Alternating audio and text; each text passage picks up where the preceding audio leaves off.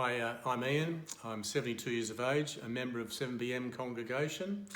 Been married to Linda for 49 years. She's a retired psychologist. Had 3 sons, 3 grandchildren, 2 daughter-in-laws. And I became a Christian at 28 through the introduction to Jesus Christ from a local neighbour. I spent 40 years as Ernst & Young, 30 years as a partner, mainly working with entrepreneurial clients and taking them public and those sorts of things.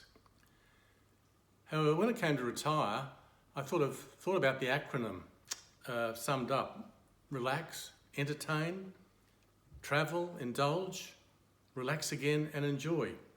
Nothing wrong with any of this, but I thought that God might have a little bit more for me to do in expanding the kingdom.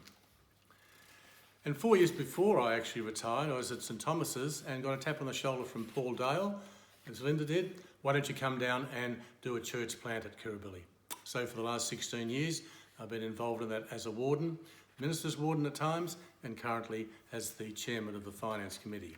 And that's been a fantastic journey with the expansion of now in Neutral Bay and Macquarie Park. I've been retired for 12 years and had more opportunities now to spend time on things that are important. Yeah, family, grandchildren, of course, and the church, some corporate directorships, but mostly dealing with people that might need a bit of a hand in life, might be struggling individually with their job, with their health, with their business, with their finances, and it's been just great to be able to have that additional time with them. Now, J.I. Packer once said that ageing is not for wimps, and I couldn't think of anything worse than just hanging around and do nothing other than just relaxing.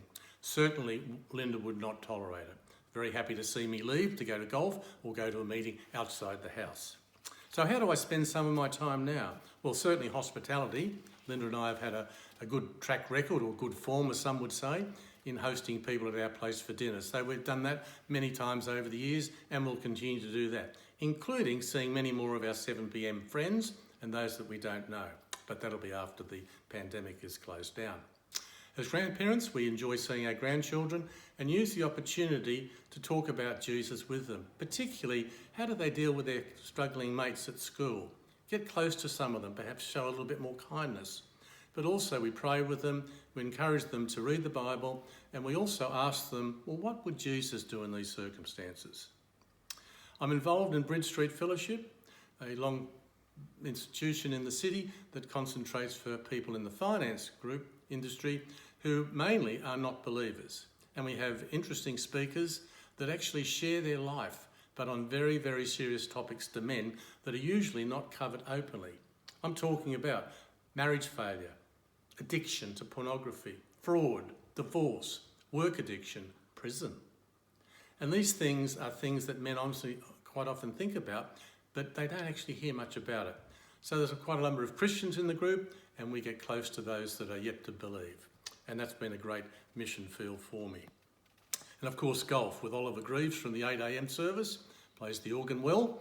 We enjoy going to Manly Golf Club with friends and with strangers, but we can't wait to get to that 19th hole for a beer and to start talking about the things that are really important to our life and where we were on Sunday and our general Christian faith. I think that more generally in retirement, it's just great to have more time to spend on things that you see that are important. And God's been gracious to me in that financially I've been well looked after. But the road has not always been straight. We lost our son Andrew, 18, in 1997 from a coronary aneurysm.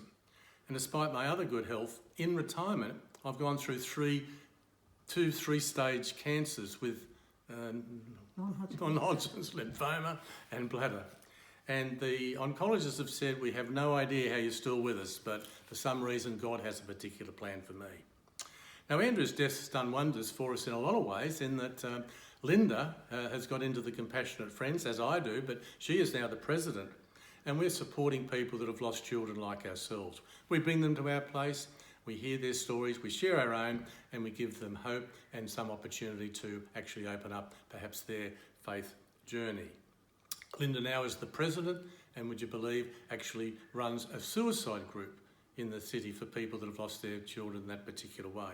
But that's been a great blessing, one of the most difficult and challenging parts of her life, but together it's been a real joy and a pleasure to serve. So in closing, I remain hopeful that at the end of my life, I'll be able to say, I've fought the good fight, I've finished the race, I've kept the faith.